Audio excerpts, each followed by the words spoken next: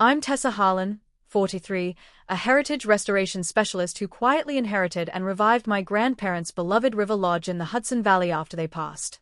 This is the story of how one holiday toast turned me from the family's ever-compliant caretaker into the woman who finally locked the gates on their delusion.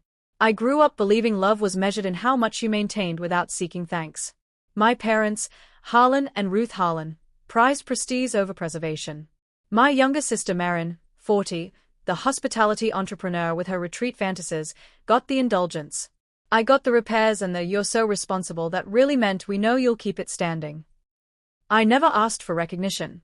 I stayed after college, earned my restoration credentials part-time, and poured everything into the lodge as Grandpa's strength faded. I stabilized the foundation, rebuilt the wraparound porch, modernized plumbing while honoring every original beam, turned the place from burden to quiet income through curated rentals and intimate events. Marin visited for photos, captioned "River Sanctuary." Harlan bragged to associates about our revival. I smiled and kept sanding. Then Grandpa died quietly, heart failure. Grandma followed 9 months later, peaceful, at 90. The will left the lodge to me alone. No split. No trust. Me. The reading was brief, attorney's office, family only. Mom's face stiffened. Dad's smile faltered. Marin stared like she'd been robbed. They recovered fast. Hugs. We're proud. Then the hints began. We could co-host retreats. You're busy. Marin has branding genius. Let us help so you don't let it crumble. I refused. Politely. Repeatedly.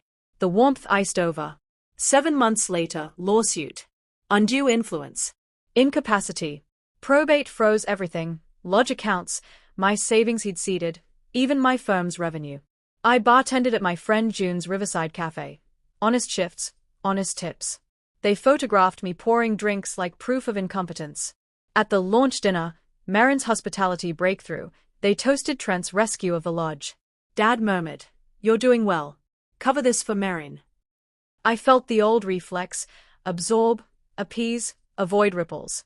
But something shifted. I looked at the waiter. "Separate checks," I said evenly. "Mine covers me and Lily. The rest on theirs." Gasps. Marin's glass clinked hard.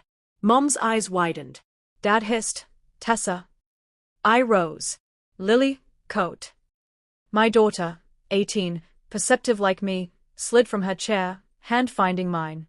We walked out. No scene. Just the quiet close of the French doors. Jacob, my partner, waited at the valet. In the car, silence. Then my phone erupted. Texts, calls, voicemails. "Mom, you've humiliated us." "Marin, my backers are spooked." "Dad, come back and pay. Now." I didn't respond. That night, I opened the ledger I'd kept privately. Every transfer, every favor, every unacknowledged rescue. Total, $61,300. I emailed copies to my accountant, my therapist, myself. Monday, I updated passwords, shared plans, streaming logins, even the vacation fund I'd seeded. By noon, frantic messages flooded. "Mom, the peacock is gone." "Marin, my coaching payment bounced." I answered once. "New policy," I said evenly. "Everyone invests in their own vision." "Dad, this is vindictive." "No," I said. "It's stewardship." Silence followed. 3 months later, my accounts grow unchecked. Marin's retreat imploded. Backers fled when the free ride ended. Mom took a gallery job. Dad downsized his club membership. They send holiday texts now, polite, distant. I bought a light-filled cottage with Jacob. Planted river willows with Lily. Some call me harsh. I call it heritage. Because the night I refused to fund their illusion, I finally protected my own. And the peace these days, watching the river from my own porch. Worth every board I never let them replace.